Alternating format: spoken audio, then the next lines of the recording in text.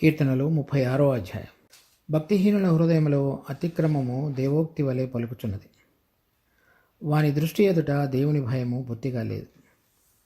వాని దోషము బయలుపడి అసహ్యముగా కనబడు వరకు అది వాని దృష్టి ఎదుట వాని ముఖస్థుతి చేయుచున్నది. వాని నోటి మాటలు పాపమునకు కపటమునకు ఆస్పదములు. బుద్ధి కలిగి ప్రవర్తింపను మేలు చేయను వాడు మానివేసి ఉన్నాడు. వాడు మంచము మీదనే పాప యోచనను యోచించును. వాడు కాని నడతలు నడుచువాడు. చెడుతనము వానికి అసహ్యము కాదు. యెహోవా నీ కృప ఆకాశమునంటుచున్నది, నీ సత్యసంధత్వము అంతరిక్షమునంటుచున్నది.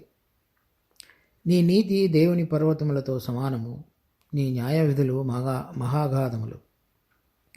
యెహోవా నరులను జంతువులను రక్షించువాడు నీవే. దేవా, నీ కృప ఎంతో అమూల్యమైనది. నరులు నీ రెక్కల నీడను ఆశ్రయించుచున్నారు. నీ మందిరం యొక్క సమృద్ధి వలన వారు సంతృప్తి నొందుచున్నారు. ఆనంద ప్రవాహములోనిది నీవు వారికి త్రాగించుచున్నావు. నీ యొద్ద జీవపు ఊట కలదు.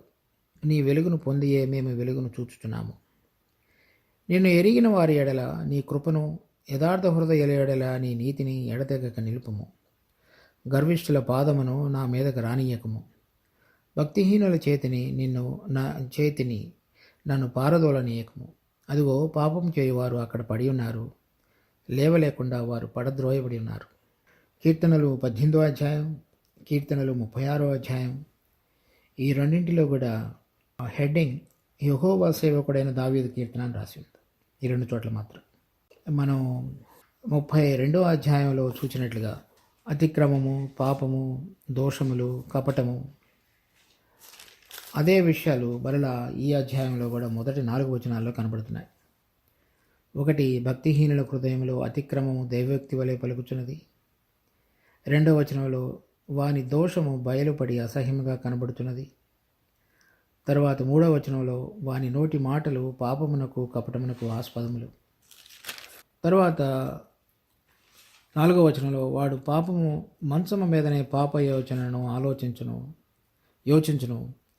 కానీ వాడు కాని నడతలు నడుచుచున్నాడు. చెడుతనము వానికి అసహ్యం కాదు. వీటన్నిటిలో కూడా ఈ అతిక్రమము, తర్వాత దోషము, పాపము, కపటము, వీటికి ఆధారంగా భక్తిహీనులు జీవించేవారుగా ఉన్నారని 4 వచనాల్లో మనం చూస్తాం. దానికి కొన్ని వివరణలు కూడా ఇచ్చాడు. అతిక్రమము దేవోక్తి వలె పలుకుచున్నది అంటే అది మామూలుగా భయభక్తులు కలిగినటువంటి బిడ్డలు దేవుని యొక్క వాక్యాన్ని లేకపోతే దేవుని యొక్క సూక్తులను వారి జీవితంలో ఏ విధంగా మాట్లాడతారో, భయభక్తులు లేని వాళ్ళు వాళ్ళ యొక్క పాపపు ఆలోచనలు లేకపోతే దేవుని యొక్క ఆజ్ఞలను, వాటి పరిధిని మించి చేసేటువంటి పనులను గురించి ఆ విధంగా మాట్లాడతారని చెప్తున్నాడు.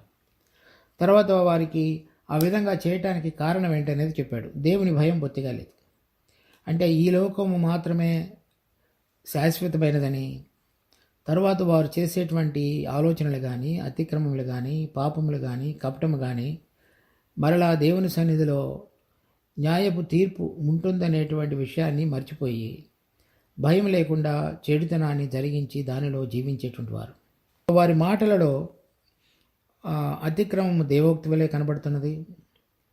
తర్వాత వారి క్రియలు దోషము కనబడి అసహ్యముగా కనబడే వరకు ఎంతగా వారి యొక్క దోషాలు ఉంటాయంటే అవి బయటికి చివరికి అందరూ అసహ్యించుకునేటువంటి రీతి వరకు వారు చేస్తూనే ఉంటారు.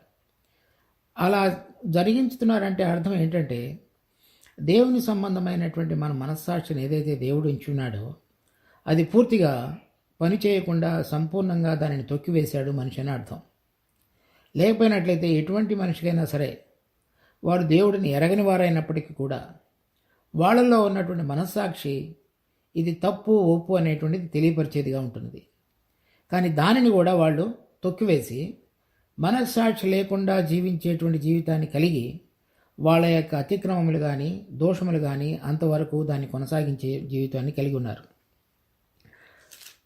తర్వాత వారు మాట్లాడే మాటలలో 3వ వచనంలో పాపమునకు కపటమునకు ఆస్పదములు అంటే అబద్ధాలు చెప్పి దాని ద్వారా దేవునికి విరోధమైనటువంటి కార్యాన్ని జరిగించడం అనేటువంటిది వాళ్ళకి ఏమాత్రం కూడా అది సమస్య కాదు. తర్వాత బుద్ధి కలిగి ప్రవర్తింపను, మేలు చేయను వాడు మానివేసినాడు. ఇతరులకు మేలు చేసేటువంటిది కూడా వాళ్ళ జీవితంలో ఎటువంటిది ఉండదు. అంటే మనస్సాక్షి పోయినది, దేవుని యొక్క వాక్యానికి బదులుగా వాళ్ళ యొక్క అతిక్రమాన్ని మాట్లాడేటువంటిది, తరువాత మేలు చేసేటువంటి విధంగా ఉండేటువంటి విధంగా కాక వేరుగా ఉండేటువంటిది. తర్వాత వీటన్నిటినీ కూడా ఎప్పుడు ఆలోచించుతారంటే వాళ్ళు మంచం మీదనే పాపయోచన ఆలోచించరు.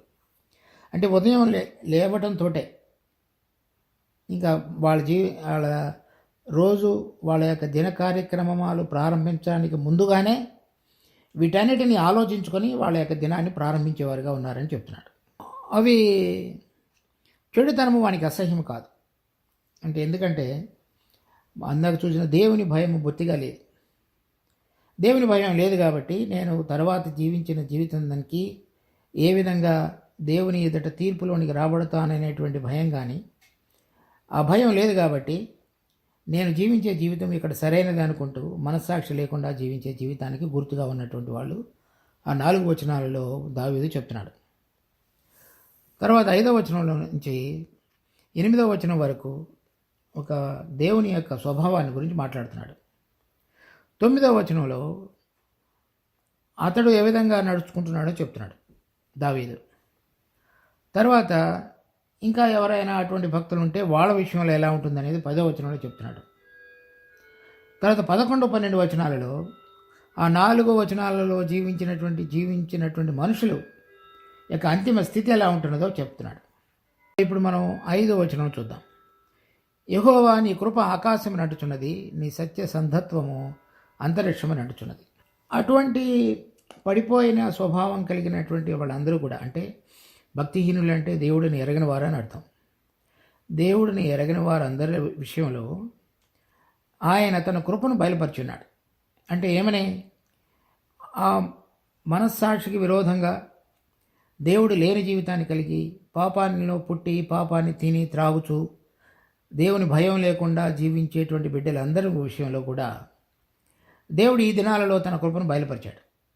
ఆ కృపను తన కుమారుడైన యేసుక్రీస్తు సశరీరుడిగా ఈ లోకంలో ప్రత్యక్షమై మనందరి పాపాల కొరకైనటువంటి ప్రాయశ్చిత్తార్థమైనటువంటి బలిగా చేయబడటం ద్వారా ఆ స్వభావం కలిగిన మనందరం కూడా విడుదల పొందగలగటానికి కావలసిన నూతనమైన జీవము కలిగిన మార్గాన్ని ఆయన శరీరం అనేటువంటి తెర ద్వారా చీల్చివేయటం ద్వారా మనందరికీ తెరిచున్నాడు. అది మనుషుని యొక్క కార్యాన్ని బట్టి జరుగుతున్నటువంటి విషయం కాదు. అది ఆయన యొక్క కృప. ఆ కృప ఎటువంటిదంటే మనిషి చేసినటువంటి ఎటువంటి పాపాన్ని అయినా సరే, అది ఎంత హెచ్చైనటువంటి పాపమైనా సరే, మన పాపములు మన తలను ముంచివేసేటువంటి స్థితిలోనికి చేరినప్పటికీ సరే ఆయన యొక్క కృప అంతరిక్షం నిండేదిగా ఉన్నది. అంటే రోమపత్రిక 5వ అధ్యాయం 20-21 వచనాలు. మరియు అపరాధము విస్తరించినట్లు ధర్మశాస్త్రము ప్రవేశించును, అయినను పాపము మరణమును ఆధారం చేసుకుని ఎలాగూ ఏలెనో అలాగే నిత్యజీవము కలుగుటకై నీతి ద్వారా కృపయు మన ప్రభువైన యేసుక్రీస్తు మూలముగా ఏలి నిమిత్తము పాపము ఎక్కడ విస్తరించును అక్కడ కృప అపరిమితంగా విస్తరించును. ఆ కృప అపరిమితంగా విస్తరించింది అంటేనే ఆయన కృప ఆకాశం నడుచున్నదని అర్థం. అంటే ఎటువంటి పాపాన్ని అయినా అక్కడ మనం ముందుగా చదివినటువంటి అపరాధములు, పాపములు, దోషములు, తర్వాత కపటము, వాటన్నిటి నుంచి విడుదల కలిగి దేవుని సన్నిధిలో దేవుని భయంతో జీవించగలగటానికి అవసరమైనటువంటి మార్గాన్ని తెరవగలిగినటువంటి దేవుని కృప మన పాపములు ఎక్కడ విస్తరించాయో అక్కడ అపరిమితంగా ఆయన కృప విస్తరించింది. అందుకనే అది ఆకాశం నంటుచున్నదని చెప్తున్నాడు. అంటే అది ఎంత పాపాన్ని అయినా సరే క్షమించగలదు. తర్వాత నీ సత్యసంధత్వము అంతరిక్షము నంటుచున్నది. నీ సత్యసంధత్వం అనేటువంటి మాటకి వేర్వేరు అర్థాలు ఉన్నాయి. ఉదాహరణకి నిర్గమకాండం 17వ అధ్యాయం 12వ వచనం. మోషే చేతులు బరువెక్కగా వారు ఒక రాయి తీసుకుని వచ్చి అతడు దాని మీద కూర్చుండుటకై దాని వేసిరి. అహరోను, హూరులు ఒకడు ఈ ప్రక్కను ఒకడు ఆ ప్రక్కను అతని చేతులను ఆదుకొనగా అతని చేతులు సూర్యుడు అస్తమించే వరకు నిలకడగా ఉండెను. ఇక్కడ నిలకడ అనేటువంటి మాట మనం చదివినటువంటి సత్యసంధత్వము రెండు ఒకటే హెబ్రీ భాషలో. దాని తర్వాత ద్వితీయోపదేశకాండం 32వ అధ్యాయం 4వ వచనం. ఆయన ఆశ్రయ దుర్గముగా ఉన్నాడు, ఆయన కార్యము సంపూర్ణము, ఆయన చర్యలన్నీ న్యాయములు, ఆయన నిర్దోషి అయి నమ్ముకొనదగిన దేవుడు, ఆయన నీతిపరుడు, యథార్థవంతుడు. ఈ నమ్ముకొనదగిన దేవుడు అనేటువంటి మాట ఇక్కడ సత్యసంధత్వము రెండు ఒకటే మాటకు అర్థం అన్నమాట హెబ్రీ భాషలో. చూస్తున్నటువంటి ఈ సత్యసంధత్వం లేక అక్కడ రాయబడినటువంటి నిర్గమకాండంలో కానివ్వండి, ద్వితీయోపదేశకాండంలో కానివ్వండి ఏం అర్థమవుతున్నది? ఆయన మారనటువంటి వాడు, తర్వాత ఆయనలో ఎటువంటి గమనం వలన కనుక ఛాయ అయినను లేక వెలుగులో జీవించుతూ ఎల్లప్పుడూ ఒకే రీతిగా ఉన్నటువంటి మహామహుడు అని అర్థం. అంటే మారనివాడు, నిన్న నేడు నిరంతరము ఏకరీతిగా ఉన్నవాడు, నిలకడగా ఉండేవాడు, ఆయన గుణము యొక్క సత్యం చొప్పున సమస్తమును జరిగించేవాడు అని అర్థం. అది కూడా అంటే ఆ మారని స్వభావం నిలకడగా ఉండేటువంటిది, దేని మీద మనం ఆధారపడి జీవించాలో ఆ స్వభావం అంతరిక్షం నడుచున్నది. అంటే ఎటువంటిది ఏదైనా సరే కదిలించవచ్చు, కానీ మనిషి అక్కడికి ఎక్కలేడు కనుక అటువంటి విధంగా అంత ఎత్తుగా ఆయన యొక్క సత్యసంధత్వం నమ్మదగినటువంటిది, నిలకడగా ఉండగలిగినటువంటిది, మనం ఆనుకొనదగినటువంటిది, మారనటువంటిది, అది ఆ విధంగా అంత ఎత్తుగా ఉన్నదని చెప్తున్నాడు. అంటే దానిలో మేము మా పాపములను బట్టి నువ్వు క్షమించగలుగుతావా లేదనేటువంటి అపనమ్మకంతో కాకుండా నీ మారని స్వభావాన్ని బట్టి మేము పశ్చాత్తాప హృదయంతో వచ్చినప్పుడు ఆకాశం నంటుచున్నటువంటి నీ కృపను, నీ సత్యసంధత్వాన్ని బట్టి మమ్మల్ని స్వీకరించి ఆదరించి మమ్మల్ని క్షమించేటువంటి దేవుడుగా ఉన్నావు అని చెప్తున్నాడు. తర్వాత 6వ వచనంలో నీ నీతి దేవుని పర్వతములతో సమానము, నీ న్యాయ విధులు మహా అగాధములు. మనిషి ఆ 4 వచనాల్లో చూచినట్లుగా అతిక్రమము, పాపము, కపటము, దోషములతో జీవించేటువంటి వాడు. సో నీతి అనేటువంటిది ఏంటంటే మాటకు అర్థం దేవుని ఎదుట సరైన విధంగా జీవించటాన్ని అర్థం. లేకపోతే దేవుని క్రియలు ఏ విధంగా మనం అన్ని సృష్టి అంతటిలో కూడా చూస్తున్నామో పొరపాటు లేకుండా సంపూర్ణమైన విధంగా అందరికీ ఆశీర్వాద కారణంగా ఉండే విధంగా ఎటువంటి అవినీతి లేకుండా, తప్పు లేకుండా, పొరపాటు లేకుండా అన్నిటినీ జరిగించుతాడే, అది దేవుని యొక్క నీతి. అంటే లేక ఆ తప్పును శిక్షించి తన యొక్క ప్రేమను చూపించుతూ మనందరికీ విడుదల కలుగు చేయడానికి చేసినటువంటి మార్గాన్ని కూడా మనం నీతి అని చెప్పవచ్చు. ఆ స్వభావం ఏదైతే ఉన్నదో దానికి తగినటువంటి శిక్షను అనుగ్రహించి దేవుడు ఏదైతే సరైనదిగా చూసేవాడుగా ఉన్నాడో దానిలోనికి మనిషి రావటానికి తెరవబడినటువంటి మార్గం అన్నమాట. ఆ నీతి దేవుని పర్వతములతో సమానం. అంటే అది కదిలించబడదని అర్థం. ఉన్నత పర్వతము పైకి చూచేదిగా ఉన్నది, తర్వాత కదిలించబడినదిగా ఉన్నది. మనం చూసినటువంటి కృప, సత్యసంధత్వము ఆ రెండు కూడా అదే చెప్తున్నాయి. ఆయన నీతి కూడా దేవుని యొక్క పర్వతములతో సమానం. ఆకాశం వైపు చూచుచున్నది అంటే దేవునికి సంబంధమైనటువంటి నడకను లేకపోతే నడతను మనము కలిగి జీవించటానికి అవసరమైనటువంటి నీతి మార్గాన్ని మనకు తెరిచినవాడు అని అర్థం. తర్వాత నీ న్యాయ విధులు మహాకాదములు. ఎవరైతే ఆయనను అంగీకరించారో వారందరికీ ఉచితంగా రక్షణ అనుగ్రహించటానికి అవసరమైనటువంటి ఆ తీర్పుకు తన కుమారుడైన యేసుక్రీస్తును కల్వరి శిలువలో బలిగా అర్పించాడు. అది దానిని గ్రహించుట మన హృదయానికి ఎంతో అగమ్యగోచరం. అంటే నేను చేసినటువంటి తప్పుకు ఆయన బలిగా ఏ విధంగా అర్పించబడ్డాడు అనేది. కానీ ఆయన మనను సృష్టించిన దేవుడు కనుక మనందరికీ కూడా విడుదల కలుగజేయటానికి ఆయన తీర్పు మనము చేసినటువంటి పాపానికి బదులుగా తన కుమారుని యొక్క శరీరం మీద ఆ శిక్షను విధించి మనందరము శిక్షకు అర్హులమైన మనందరం కూడా దాని నుంచి విడుదల పొందగలిగే విధంగా ఆయన మార్గాన్ని తెరిచున్నాడు. ఆయన తీర్పు ఆ విధంగా బయలుపరిచాడు. తప్పు చేసినటువంటి మనకు బదులుగా తప్పును శిక్షించటానికి అవసరమైనటువంటి పరిశుద్ధమైనటువంటిది, నిర్దోషమైనటువంటిది, అతిక్రమము చేయనటువంటిది, పాపం లేనటువంటిది అయినటువంటి గొర్రెపిల్ల యొక్క రక్తము అనగా మన ప్రభువైన యేసుక్రీస్తు యొక్క జీవాన్ని ఆయన కల్వరి శిలువలో బలిగా అర్పించాడు. ఆ విధంగా దేవుని నీతి మనకు బయలుపరచబడింది. చూడండి ఇక్కడ రోమాపత్రిక 3వ అధ్యాయం 21 నుంచి. ఇట్లుండగా ధర్మశాస్త్రమునకు వేరుగా దేవుని నీతి బయలుపడుతున్నది. ఏదైతే ఇక్కడ మనం చదువుతున్నామో నీ నీతి దేవుని పర్వతములతో సమానమని దాని గురించి ఇక్కడ పౌలు ఏ విధంగా చెప్తున్నాడు. ఇట్లుండగా ధర్మశాస్త్రమునకు వేరుగా దేవుని నీతి బయలుపడుచున్నది. దానికి ధర్మశాస్త్రమును ప్రవక్తలను సాక్ష్యమిచ్చుచున్నారు. అది యేసుక్రీస్తునందరి విశ్వాసం మూలమైనదే. నమ్ము వారందరికీ కలుగు దేవుని నీతే ఉన్నది. అంటే ఎవరైనా ఆయన ఎందుకు కనుక విశ్వసించితే ఆ నీతిని మన మీద ఆయన ఆరోపించి మనమును నీతిమంతులుగా తీర్చేటువంటి వాడిగా ఉన్నాడు. అంతకు మునుపు మనం చదివిన 4 వచనాల్లో ఉన్నటువంటి పాపము, అతిక్రమము, దోషము, కపటము వాటన్నిటిని క్షమించేవాడిగా ఉన్నాడు. తరువాత 23, ఏ భేదమును లేదు, అందరూ పాపము చేసి దేవుడు అనుగ్రహించు మహిమను పొందలేకపోతున్నారు. దీనిలో రకరకాలైనటువంటి వ్యత్యాసాలతో కూడినటువంటి ఈ సమాజంలో దేవుని దృష్టిలో ఎటువంటి భేదము లేదు. అందరూ ఒకే రకంగా పాపం చేసిన వారుగా దేవుని ఎదుటున్నారు. 24, కాబట్టి నమ్మువారు ఆయన కృపచేతనే, అంతకుముందు మనం చూసినట్లుగా 5వ వచనంలో ఆయన కృపచేతనే యేసుక్రీస్తునందు విమోచనము ద్వారా ఉచితముగా నీతిమంతులను తీర్చబడుతున్నారు. పూర్వం చేయబడిన పాపములను దేవుడు తన ఓరిమి వలన ఉపేక్షించినందున ఆయన తన నీతిని కనపరచవలనని యేసుక్రీస్తు రక్తమందలి విశ్వాసము ద్వారా ఆయనను కరుణాధారముగా బయలుపరిచెను. దేవుడు ఇప్పటి కాలమందు తన నీతిని కనపరచు నిమిత్తము తాను నీతిమంతుడును యేసునందు విశ్వాసము గల వానిని నీతిమంతుడుగా తీర్చువాడున అయ్యుండుటకు ఆయన ఇలాగ చేశాడు.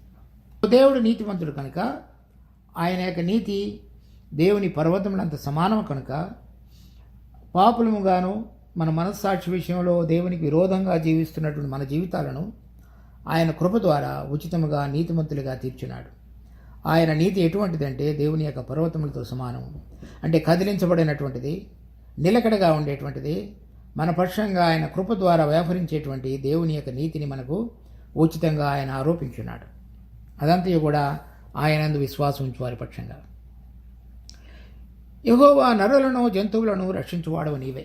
ఇక్కడ ఒక్క మనుషులను మాత్రమే ఆ విధంగా ఆయన రక్షించుతాడా అంటే దావీదు చెప్తున్నాడు ఆయన నరులను జంతువులను కూడా రక్షించువాడు అని చెప్తున్నాడు. చూడండి, ఉదాహరణకి నిర్గమకాండం 10వ అధ్యాయం 26వ వచనం, మా పశువులను మాతో కూడా రావలను, ఒక డెక్క అయినను విడవబడదు. మా దేవుడైన యెహోవాను సేవించుటకు వాటిలో నుండి తీసుకొనవలెను. మేము దేనితో యెహోవాను సేవింపవలెనో అక్కడ చేరక మునుపు మాకు తెలియదనను. మోషే ఫరోతో మాట్లాడుతున్న మాటలు ఇవి. ఫరో చెప్పినాడు, మీరు వెళ్ళండి, మీ పశువులను ఇక్కడ విడిచిపెట్టండి అన్నాడు. మోషే చెప్పాడు, మేము మా పశువులు యెహోవాకు బలులు అర్పించవాలని కనుక ఒక డెక్కైనను సరే విడవబడదు. ఇక్కడ మేము మా పశువులు ఇద్దరం కలిసి వెళ్ళాలి కనుక వాళ్ళు బయలుదేరి వెళ్ళినప్పుడు వాళ్ళ పశువులను కూడా తీసుకుని వెళ్ళారు. అంటే ఏం చెప్తున్నాడు, ఇశ్రాయేలీలు ఐగుప్తు దాసత్వంలో నుంచి బయలుదేరి వచ్చినటువంటిది మనందరికీ ప్రభు అయిన యేసుక్రీస్తు యొక్క పరిశుద్ధమైనటువంటి రక్తం చేత కలుగు చేసిన విడుదలకు సాదృశ్యం. ఆ సమయంలో పశువులు ఇశ్రాయేలులతో కూడా బయలుదేరి వచ్చాయి. దావీదు ఏం చెప్తున్నాడంటే ఆయన నరులను జంతువులను కూడా రక్షించువాడు. హెబ్రీ పత్రిక 2వ అధ్యాయం 9వ వచనం, దేవుని కృప వలన ఆయన ప్రతి మనుషుని కొరకు మరణము అనుభవించినట్లు దూతల కంటే కొంచెం తక్కువ వాడుగా చేయబడిన యేసు మరణము పొందినందున మహిమ ప్రభావములతో కిరీటము ధరించిన వానిగా ఆయనను చూచుచున్నాము. ఇక్కడ మన తెలుగు భాషలో దేవుని కృప వలన ఆయన ప్రతి మనిషిని కొరకు అని రాయబడింది. అది ఒరిజినల్ గ్రీకు భాషలో ఏమి రాయబడిందంటే దేవుని కృప వలన ఆయన ప్రతి దాని కొరకు మరణం అనుభవించినట్లు. అంటే మనుషుడు, జంతువు, లేకపోతే మనుషుడు, సృష్టి, అందరి కొరకు, ప్రతిదాని కొరకు ఆ రోజున మనిషి చేసినటువంటి పాపాన్ని జరిగినటువంటి ఆ శాపం అనేటువంటిది సృష్టి అంతటి మీద కూడా ఆవరించి రాబడి ఉండగా వారందరూ కూడా విడుదల పొందటానికి అవసరమైనటువంటి ప్రాయశ్చిత్తార్థమైనటువంటి బలిగా దేవుని యొక్క కృప ద్వారా మన ప్రభు అయిన యేసుక్రీస్తు మనందరి కొరకు, నరుల కొరకు, జంతువుల కొరకు ఆయన మరణాన్ని అనుభవించున్నాడు. దాని కారణంగానే రోమాపత్రిక 8వ అధ్యాయం, ఏలైనగా సృష్టి నాశనములకు లోనైన దాస్యంలో నుండి విడిపింపబడి దేవుని పిల్లలు పొందబో మహిమ గల స్వాతంత్ర్యము పొందుదును అను నిరీక్షణ గలదై స్వేచ్ఛగా కాక దానిని లోపరిచిన వాని మూలముగా వ్యర్థపరచబడిను. ఇక్కడ కూడా మనం చూస్తున్నాం, సృష్టి కూడా విడుదల పొందబోతున్నదని. సృష్టి అంటే దానిలో ఇంకొక భాగంగా జంతువులు కూడా ఉన్నారు. అంటే మనం చూస్తున్నటువంటి ఈ భూ ఉపరితలం మీద ఉన్నటువంటి ప్రతిదీ కూడా రాబోతున్నటువంటి మన ప్రభు అయిన యేసుక్రీస్తు మహిమలో వచ్చినప్పుడు అదంతయు కూడా విడుదల పొందుతుంది. పత్రికలో నిర్గమకాండంలో మనం చూసినటువంటిది ఒక సాదృశ్యం.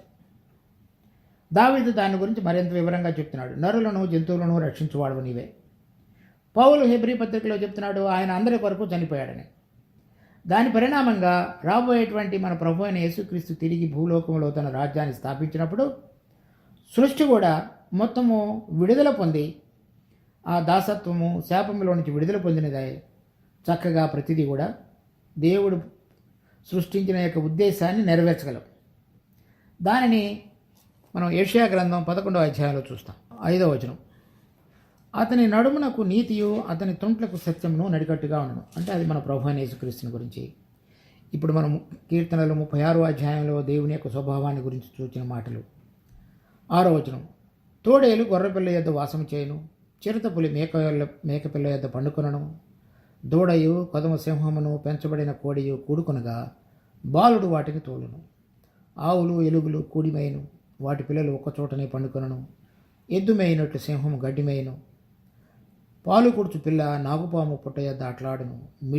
మిడి నాగు పుట్ట మీద పాలు విడిచిన పిల్ల తన చేయి చాచును. నా పరిశుద్ధ పర్వతము అంతంతటను ఏ మృగమును హాని చేయదు, నాశనం చేయదు. ఆ విధంగా నరులు జంతువులు అందరూ కూడా రక్షణ పొందేవారుగా ఆ దినాలలో మనం చూడగలుగుతాం. ముందుగా ఇక్కడ మనం ఈ అధ్యాయంలో చూస్తున్నట్లుగా మనిషి యొక్క స్వభావాన్ని గురించి, భక్తిహీనులుగా పాపులుగా ఉంటున్న వారు ఎలా ఉన్నారో చెప్పాడు. తర్వాత వాళ్ళకు విడుదల కలుగు చేయడానికి తన కుమారుడైన యేసుక్రీస్తుని పంపించి ఆ దేవుని కృపను ప్రత్యక్షపరిచి మనందరం కూడా విడుదల పొందగలగటానికి అవసరమైనటువంటి ఆయన కృప ఆకాశం నుండుచున్నంతగా బయలుపరిచి, తర్వాత దానిలో మనుషులు మాత్రమే కాకుండా జంతువులు కూడా విడుదల పొందగలగడానికి అవసరమైన కార్యమును ఆయన జరిగించి అది రాబోయేటువంటి దినాల్లో ఆయన కార్యమును ఆ విధంగా సంపూర్ణం చేసేటువంటి దేవుడుగా ఉన్నాడు. తర్వాత 7వ వచనం, కీర్తనలు 36వ అధ్యాయం 7వ వచనం, దేవా నీ కృప ఎంతో అమూల్యమైనది, నరులు నీ రెక్కల నీడను ఆశ్రయించుతున్నారు. ఇప్పుడు 5వ వచనంలో నీ కృప ఆకాశం అంటుచున్నదని చెప్తున్నాడు. అది మన రక్షణకు గుర్తుగా ఉంది. ఈ 7వ వచనంలో చెప్తున్నాడు నీ కృప ఎంతో అమూల్యమైనది. అంటే ఎవరెవరైతే విశ్వాసులుగా ఉండి అది ఆకాశం నంటుచున్నటువంటి ఆయన కృపను రుచి చూచిన వారై వారు చెప్తున్నది ఏంటంటే నీ కృప ఎంతో అమూల్యమైనది. దానిలో ఎలా చూడగలుగుతున్నారు? కేవలం రక్షించబడటం మాత్రమే కాకుండా వాళ్ళు వేరేది కూడా చూడగలిగారు. చూడండి, అది హెబ్రీ పత్రిక 4వ అధ్యాయం 16వ వచనం, కనుక మనం కనికరింపబడి సమయోచితమైన సహాయం కొరకు కృప పొందినట్లు ధైర్యముతో కృపాసనం వద్దకు చేరుదాం. సో ఈ విధంగా కృపచేత రక్షించబడిన మనము లేకపోతే విశ్వాసులు మరలా ఆయన పిలిచిన పిలుపు యొక్క ఉన్నతమైనటువంటి ఉద్దేశం మనలో నెరవేర్చబడగలగటానికి మన బలహీనతలన్నిటిలో కూడా ఆయన ద్వారా జయం పొంది మరి మనలో ప్రారంభించబడినటువంటి ఆ పరిశుద్ధీకరణ కార్యం సంపూర్ణం చేయబడగలగటకు ఏదైతే మనకు అవసరం ఉన్నదో అంటే దాని ఆ పరలోక సంబంధమైన స్వభావాన్ని జయించగలగడానికి అవసరమైనటువంటి బలము మనలో లేదు కనుక రక్షించబడటం మాత్రమే కాకుండా ఆ పరిశుద్ధీకరణలో దినదినము జయం పొందినటువంటి జీవించినటువంటి జయవంత విశ్వాసుల వలె ఉండుటకు కృపా సింహాసనం వద్దకు చేరుదాము. ఇక్కడ 3-4 అధ్యాయాల్లో హెబ్రీ పత్రికలో వాగ్దాన దేశంలో చేరకుండా తప్పిపోయినటువంటి కొంతమంది ఐగుప్తు దేశంలో నుంచి బయలుదేరి వచ్చినటువంటి ఇశ్రాయేలుని గురించి మాట్లాడుతున్నాడు పౌలు.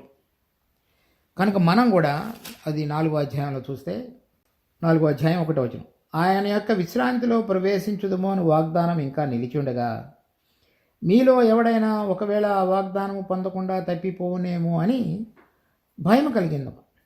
ఆ వాగ్దానం అంటే మనకేంటంటే ప్రభుతో కూడా కలిసి 1000 సంవత్సరములు రాజ్య పరిపాలన చేయటం అనేటువంటిది మనకి ఇవ్వబడిన వాగ్దానం. దానిలో తప్పిపోకుండా ఉండటానికి ఆయన కృపచేత రక్షించబడిన మనము మరలా దినదినము ఆయన యొక్క కృపా సింహాసనం వద్దకు చేరి ప్రతిరోజు మన జీవితంలో ఏ విధంగా జీవించాలో దానికి అవసరమైనటువంటి దయను కనికరాన్ని ఆయన ద్వారా రుచి చూచిన వారమై ఆయన బలం ద్వారా జీవించుట అనేటువంటిది నేర్చుకుంటూ ముందుకు సాగటం. అలా పరిశుద్ధీకరణలో ముందుకు సాగుతున్నటువంటి బిడ్డలు ఇంకొక చోట 1 కొరింథీ 15వ అధ్యాయం 10వ వచనం, అయినను నేనేమై ఉన్నానో అది దేవుని కృప వలననే అయ్యున్నాను, మరియు నాకు అనుగ్రహింపబడిన ఆయన కృప నిష్ఫలం కాలేదు. కానీ వారందరికంటే ఎక్కువగా నేను ప్రయాసపడినది నేను కాదు, నాకు తోడు అయిన దేవుని కృపయే. అక్కడ హెబ్రీ పత్రిక 4వ అధ్యాయంలో మనలో జరిగించుతున్నటువంటి పరిశుద్ధీకరణ కార్యంలో ముందుకు కొనసాగడానికి దేవుని కృపను కోరుకోవటం. అలా కోరుకుంటూ జీవించినటువంటి బిడ్డలకు ఏదైతే దేవుని కృప ద్వారా రక్షించబడ్డామో, దేవుని కృప ద్వారా జయవంతమైన జీవితాన్ని ముందుకు కొనసాగిస్తున్నామో, ఆ బిడ్డలను వాడుకునేటువంటి సమయంలో దేవుడు అనుగ్రహించిన కృప విషయంలో పౌలు మాట్లాడుతున్నాడు. దేవుడు నాకు అనుగ్రహించిన కృపను నేను నిరర్థకం కానివ్వలేదు. వారందరికంటే నేను ఎక్కువగా ప్రయాసపడుతుని, ఆయనను నేను కాదు కానీ నాకు తోడుగా ఉన్నటువంటి దేవుని కృపయే. కనుక మనం రక్షించే విషయంలో, మన పరిశుద్ధీకరణలో ముందుకు సాగి విశ్వాస జీవితంలో జయవంతంగా జీవించడానికి అవసరమైనటువంటిది. తర్వాత ఆయన మనకు అనుగ్రహించినట్లయితే ఆయన యొక్క పరిచర్యలో పాలు పంపులు పొంది ఆయన కృప ద్వారా దినదినము ఆ విధంగా సేవించగలిగేది. ఆ కృప ఎవరైతే రుచి చూచున్నారో అది వారందరికీ కూడా అమూల్యమైనది. మరి దేవుని భయం లేకుండా పాపములో, దోషముతో, అతిక్రమములో జీవించుతున్నటువంటి మన అందరి విషయాలలో రక్షించడం మాత్రమే కాకుండా మనలో పరిశుద్ధీకరణ కార్యాన్ని కొనసాగించి తర్వాత ఆయనకు ఇష్టకరమైనటువంటి విధంగా ఆయన పనిలో పాత్రలుగా చేయబడి వాడబడటకు ఆయనకు కృపను రుచి చూస్తున్నటువంటి ప్రతి బిడ్డ విషయంలో వారు మాట్లాడగలిగినది అది ఎంతో అమూల్యమైనది. అంటే దానికి సంబంధించినటువంటి విలువను ఎవరు చెల్లించలేరు అనేటువంటిది అర్థం. దానికి మూల్యం కట్టలేరు. అటువంటి విధంగా వారు యొక్క దేవుని యొక్క స్వభావాన్ని రుచిని చూచిన వారే దేవాని యొక్క కృప ఎంతో అమూల్యమైనదని చెప్తున్నాడు. నరులు నీ రెక్కల నీడను ఆశ్రయించుచున్నారు. మరి మనం ఆ రెక్కల నీడను ఆశ్రయించుచున్నామంటే మనకు శత్రువు యొక్క భయం ఉంటేనే మనం పక్షి పిల్లలు ఏ విధంగా తన తల్లి యొక్క రెక్కల చాటును దాక్కుంటారో ఆ ప్రమాదాలన్నింటిలో నుంచి కాపాడబడుతున్నవారు అని అర్థం. ఈ విధంగా నీ కృపచేత రక్షించబడినటువంటి మేము మాలో ఆ పరిశుద్ధీకరణ కార్యాన్ని కొనసాగించేటువంటి కార్యంలో అపవాది మమ్మల్ని తొందర పెట్టుచున్నప్పుడల్లా మేము నీ నెక్కల చాటును దాగి ఉండి మేము నీ చేత పైకి లేవనెత్తబడి అపవాది యొక్క కుతంత్రములు, భయము వాటన్నిటి నుంచి కూడా కాపాడబడేటువంటి వారంగా ఉన్నామని చెప్తున్నాడు. చూడండి, రోమాపత్రిక 8వ అధ్యాయం 2వ వచనం, క్రీస్తు యేసునందు జీవమునిచ్చు ఆత్మ యొక్క నియమము పాప మరణముల నియమము నుండి నన్ను విడిపించను. ఏదైతే ఆ పాపము అంటే మొదట 4 వచనాల్లో సూచించినటువంటి స్వభావం మనతో ఉంటూ దాని ద్వారా దేవుని నుంచి దూరంగా ఉంచి మన భక్తిహీనతలో జీవించేటువంటి జీవితం నుంచి విడుదల పొందలేనటువంటి మనస్థితిలో మనలో ఆయన కృప ద్వారా కుమ్మరించినటువంటి దేవుని యొక్క ఆత్మ యొక్క జీవమునిచ్చు ఆత్మ యొక్క నియమం అంటే దేవుని యొక్క ఆత్మ మనలో నివసించేటువంటి ఆ నియమాన్ని బట్టి ఏదైతే దేవుని యొక్క జీవం మనలో ఉంటున్నదో ఆ జీవము యొక్క భద్రతలో మనల్ని దాచి ఉంచి మనము దినదినము ఆయన పరిశుద్ధీకరణలో ముందుకు కొనసాగించేటువంటి అనుభవంలోనికి తన బిడ్డలను తీసుకొచ్చేవాడుగా ఉన్నాడు.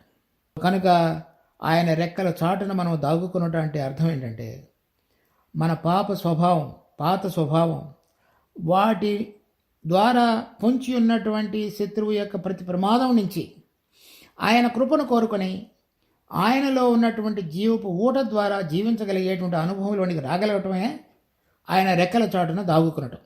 తరువాత 8వ వచనం, నీ మందిరం యొక్క సమృద్ధి వలన వారు సంతృప్తి నొందుచున్నారు.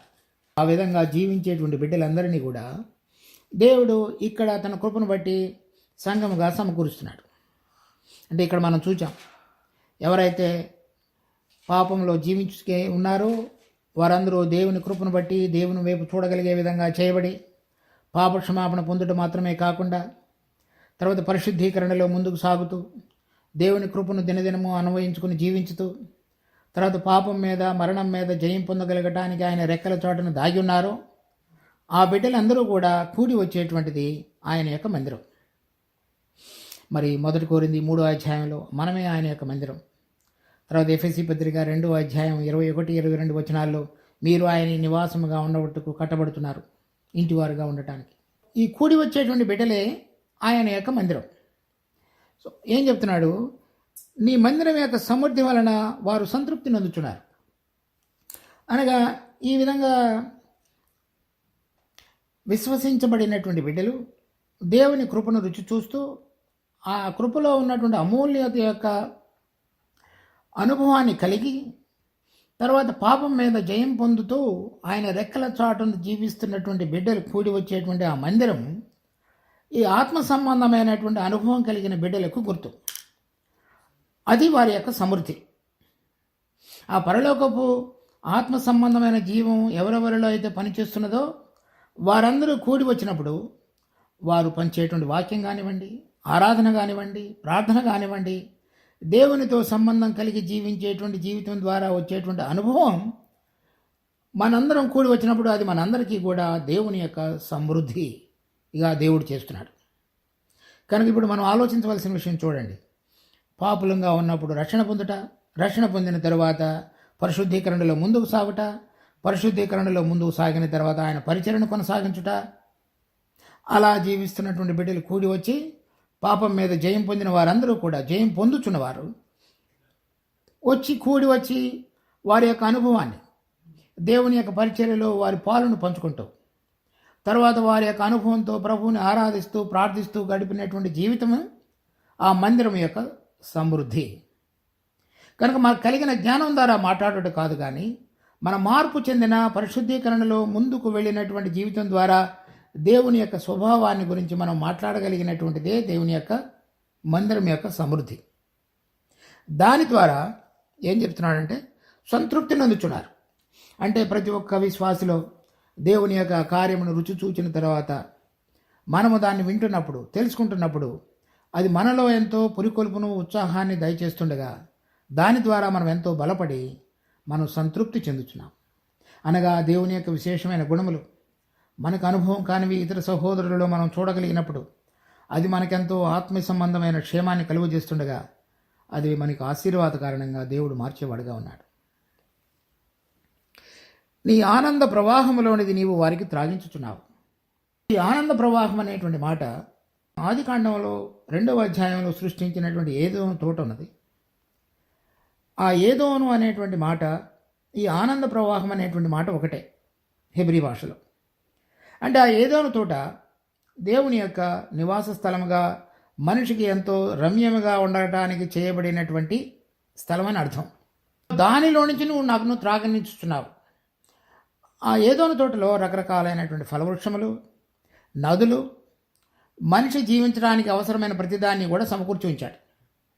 కానీ మనిషి చేసినటువంటి పాపమును బట్టి దేవుడు అతనిని ఆ ఏదోను తోటలో నుంచి తరిమివేసి మరలా దానిలో ప్రవేశించకుండా ఆయన కాపలి ఉంచాడు. కనుక అదంతా పోయింది. ఇప్పుడు మనిషి ఆ స్థలంలో ప్రవేశించకుండా ఖడ్గ జ్వాలలు నిలవబట్టాబట్టాయి. ఇప్పుడు ఏం చెప్తున్నాడంటే ప్రభు, ఆ పాపము ఆ పడిపోయిన స్వభావం మొదటి 4 వచనాల్లో చూశాం. తర్వాత వచనంలో దేవుడు రక్షణ మార్గాన్ని ఏ విధంగా తెరిచాడో చూశాం. తర్వాత దేవుడు మనలో ఎటువంటి మార్పు కార్యాన్ని చేస్తున్నాడో చూస్తాం. తర్వాత జయం పొందినటువంటి బిడ్డలు, జయించుతున్నటువంటి బిడ్డలు కూడి వచ్చేటువంటి వారందరి విషయంలో చెప్తున్నాడు. ఇప్పుడు వారు ఆనంద ప్రవాహంలోనిది త్రాగనిచ్చుతున్నారు. అంటే ఈ విధంగా మార్పు చెందినటువంటి బిడ్డలందరూ కూడా మరలా ఆదికాండం 2వ అధ్యాయంలోనికి తీసుకుని వెళ్ళబడుతున్నటువంటి అనుభవంలోనికి రాబడిన వారు అని అర్థం. ఇప్పుడు ఏదైతే ఆదాము కోల్పోయినాడో, హవ్వ కోల్పోయినదో దానిని గురించి తిరిగి మన జీవితంలో అదే అనుభవాన్ని పునరుద్ధరించగలిగేటువంటి విధంగా దేవుడు తన కార్యాన్ని ఆయన యందు సంపూర్ణంగా విశ్వసించి ఆయనకు లోబడి ఆయన ఆత్మ యొక్క అనుసారంగా జీవించేటువంటి బిడ్డలందరి జీవితాల్లో అటువంటి జలధారలలో నుంచి మనను త్రాగనిచ్చేటువంటి అనుభవంలోనికి తీసుకొచ్చేవాడుగా ఉన్నాడు. 9వ వచనం, నీ యొద్ద జీవపు ఊట కలదు, నీ వెలుగును పొంది మేము వెలుగు చూచుచున్నాము. అటువంటి విధంగా జీవించేటువంటి బిడ్డలు నీ యొద్ద జీవపు ఊట కలదు. అంటే ఆయన చెప్పినాడు, నేనే జీవమునని ఈ లోకంలో ఉండగా. కనుక ఆయనలో దాగి ఉండి నిలిచి ఉండి ఆయన ప్రకారంగా జీవిస్తున్నటువంటి వారందరిలో కూడా ఆ పరలోక సంబంధమైనటువంటి జీవపు ఊట ఊరేదిగా ఉన్నది. నా యందు విశ్వాసం ఉంచు వాడి ఉదరములో నుంచి జీవజల నదులు పారును. అనగా ఆయన యందు విశ్వాసం ఉంచడం ద్వారా పరిశుద్ధాత్మ అనేటువంటి వరాన్ని పొంది ఆ పరిశుద్ధాత్మ ద్వారా ఉండేటువంటి జీవపు నియమాన్ని చొప్పున మరణం మీద జయం పొంది రోజు రోజు ఆ జీవం మనలో సమృద్ధిగా పనిచేయడం ద్వారా మనం దానిలోనిది త్రాగి సంతృప్తి చెందగలిగేటువంటి విధంగా మన జీవితాన్ని ఆయన మార్చేవాడుగా ఉన్నాడు. తర్వాత నీ వెలుగును పొందియా మేము వెలుగును చూచున్నాము. ప్రభు ఈ లోకంలో శరీరధారిగా వచ్చినప్పుడు చెప్పి ఉన్నాడు, ఆయన లోకమునకు వెలుగైనను, ఆయనలో జీవముండెను, ఆ జీవము మనుషులకు వెలుగైనను. కనుక మనం ఆయనలో ఉన్నటువంటి జీవ జలధారలలో నుంచి త్రాగుతున్నప్పుడల్లా ఆ జీవము దేవుని యొక్క వెలుగును మనలో ప్రకాశింపచేసేదిగా ఉన్నది. ఆ వెలుగు మనలో కనుక ఉన్నట్లయితే దేవుడు ఏ విధంగా ప్రతిదీ చేస్తాడో, చూస్తాడో, మాట్లాడతాడో, మనని చేయమని అంటాడో వాటన్నిటినీ గ్రహించగలిగే విధంగా ఆత్మ సంబంధమైన కన్నులు తెరవబడతాయి. దేవుడు సృష్టి అంతటిలో కూడా మొట్టమొదటిలో సృష్టించినది వెలుగు కలుగునుగాక అని పలికినాడు. మొట్టమొదటి 2 కొరింథీ 4:6 పౌలు కూడా చెప్తున్నాడు, చీకటిలో నుంచి వెలుగు గాక అని పలికిన దేవుడు మా హృదయములలో ప్రభు అయిన యేసుక్రీస్తుని గురించిన మహిమా జ్ఞాన ప్రకాశం కలిగినట్లుగా ఆయన ప్రకాశించను. సో ఆ వెలుగులో అంటే దేవుడు ఏదైతే మరి మనం చూస్తున్నటువంటి పగలు రేయి కాకుండా నిజమైనటువంటి వెలుగు ఉన్నదో దానిని చూడగలిగే విధంగా చేసేవాడిగా ఉన్నాడు. సో ఇదే ఇప్పుడు 1000 ఏళ్ల పరిపాలనలకు ముందు మనందరం కూడా పరలోకములో ఉన్నటువంటి సియోను పర్వతం మీదకి తీసుకుని వెళ్ళబడతారు. అంటే ఆ విధంగా జయించిన విశ్వాసులు అక్కడ కూడా ఆయన యొక్క వెలుగును ప్రకాశమును మనం చూడగలుగుతాం. అంటే జయించిన విశ్వాసులు మాత్రమే. తర్వాత అటువంటి వారు ఆ 1000 సంవత్సరాల పరిపాలనలో ఆయనతో పాటుగా ఉన్న పిదప ప్రభు ఈ లోకానికి దిగి వచ్చేవాడుగా ఉన్నాడు. ఆయన దిగి వచ్చినప్పుడు అప్పుడు నూతనమైనటువంటి ఆకాశము, నూతనమైనటువంటి భూమి సృష్టించబడతాయి. అప్పుడు దేవుడు మనుషులతో పాటుగా ఉంటాడు. అదే అప్పుడు ఆయన యొక్క మందిరం. తర్వాత అప్పుడు సూర్యుడు చంద్రుడు ఉండరు, ఆయనే వెలుగు ప్రకాశంగా ఉంటాడు, రాత్రి ఉండదు. ఈ వివరణలన్నీ కూడా ప్రకటన గ్రంథం 21వ అధ్యాయంలో రాయబడ్డాయి. కనుక ఇప్పుడు ఇటువంటి అనుభవంతో జీవిస్తారో వాళ్ళు 1000 సంవత్సరాల పరిపాలనలోనూ తర్వాత ప్రభుతో కూడా కలిసి ఆ యెరూషలేము పరలోకపు పట్టణము భూమి మీదకి దిగి వచ్చి దేవుడు స్వయంగా మనుషులతో ఉండుటనే అనుభవాన్ని ఈ జయించినటువంటి విశ్వాసులందరూ కూడా ఆయనతో పాటుగా కలిసి అటువంటి విధంగా జీవించేవారుగా ఉంటారు. ఆ గొప్ప ధన్యతలోనికి మనము ప్రవేశించగలగటానికి మనలో ఉన్నటువంటి పాప స్వభావాన్నంతటినీ ఒప్పుకుంటూ ప్రభువుకు అంగీకారమైన జీవితాన్ని జీవిస్తూ ఆయన యొక్క జీవమునిచ్చేటువంటి ఆత్మ నియమం చొప్పున కనుక మనం నడుచుకుంటున్నట్లయితే 1000 ఏళ్ల పరిపాలనలో హెబ్రీ పత్రిక 12వ అధ్యాయంలో చూచినట్లుగా మనందరము ఆ పరలోకపు సియోను పట్టణం మనకు పిలువబడి ఉన్నాము. తర్వాత ప్రకటన గ్రంథం 14వ అధ్యాయంలో సియోను పర్వతం మీద జయించిన విశ్వాసుల యొక్క గుంపు కనబడుతున్నది. అది నేను కీర్తన 132వ అధ్యాయంలో నేను సియోనును నా యొక్క నివాస స్థలముగా కోరుకుని ఉన్నాను. అటువంటి విధంగా జీవించగలగటానికి మన యొక్క ఆశ, సమర్పణ, ప్రభువును ప్రేమించగలిగినటువంటి తత్వం మనలో కావాలని మనం కోరుకోవాలి. 10వ వచనం, నిన్ను ఎరిగిన వారి ఎడల నీ కృపను, యథార్థ హృదయుల ఎడల నీ నీతిని ఎడతెగక నిలుపుము. అప్పుడు దావీదు ప్రార్థిస్తున్నాడు, ఇటువంటి గొప్ప అనుభవానికి నువ్వు పిలిచి ఉండగా ఎవరైతే నిన్ను ఎరిగి నీ దగ్గరికి వచ్చి ఉన్నారో వారందరి ఎడల నీ కృపను, తర్వాత నీ నీతిని ఎడతెగక నిలుపుము. అంటే నువ్వు కోరిన విధంగా జీవించగలిగేటువంటి విధంగా మా జీవితాలను మార్చు. అనగా నీ మీద ఆధారపడి నీ వైపు చూస్తూ నువ్వు కోరిన విధంగా నీ కార్యంలో జరిగించగలిగినటువంటి బిడ్డలుగా మమ్మల్ని మార్చు అని ప్రార్థిస్తున్నాడు. 11, గర్విష్ఠుల పాదమును నా మీదకు రానియకమో, భక్తిహీనుల చేతిని నన్ను పారదోలనీయకమో. ఇటువంటి వారు మేము యథార్థంగా ప్రభువు కొరకు జీవించడానికి చేసే ప్రతి ప్రయత్నంలో మా మీదకు తీసుకుని రాబడేటువంటి ప్రతి అపవాది యొక్క కుతంత్రములన్నిటి నుంచి కూడా మమ్మల్ని భద్రపరచు. 12, అదిగో పాపము చేయువారు అక్కడ పడి ఉన్నారు, లేవలేకుండా వారు పడద్రోయబడి ఉన్నారు. ఎవరైతే దేవుడిని అంగీకరించకుండా ప్రభు అయిన యేసుక్రీస్తు చేసినటువంటి ప్రాయశ్చిత్తార్థమైన బలి యందు విశ్వసించకుండా ఉంటారో వాళ్ళు లేవలేకుండా పడి ఉన్నారు. అంటే దేవుడి నుంచి దూరంగా వెళ్ళిపోయి నిత్యత్వంలో దేవునికి వేరుగా ఉండి దానికి తగినటువంటి అగ్నిగుండం అనేటువంటి నరక దండనకు వారు పాలుగా చేయబడతారు. అంటే వాళ్ళకి అక్కడ ఏమి చేయలేరు. కనుక ఈ రోజుల్లో మనం రక్షించబడుట, పరిశుద్ధీకరించబడుట, ఆయనలో పరిచర్యలో ఉండుట, అటువంటి బిడ్డలంగా కూడి వచ్చుట, ఆయన యొక్క జీవపు ఓట ద్వారా నడిపించబడి సంతృప్తి చెందుట, అనే విలువైనటువంటి అనుభవాన్ని మనం కలిగి జీవించడానికి దేవుడు మన అందరికీ కృప చూపించును గాక. ప్రార్థన చేసుకుందాం. మా జీవం కలిగిన తండ్రి, మీరు ఇచ్చిన వాక్య భాగాన్ని బట్టి వందనాలు. దీనిలో మేము చక్కగా వెలుగులో జీవించగలిగటకు మాకు కావలసిన దయను కృపను కనపరచండి.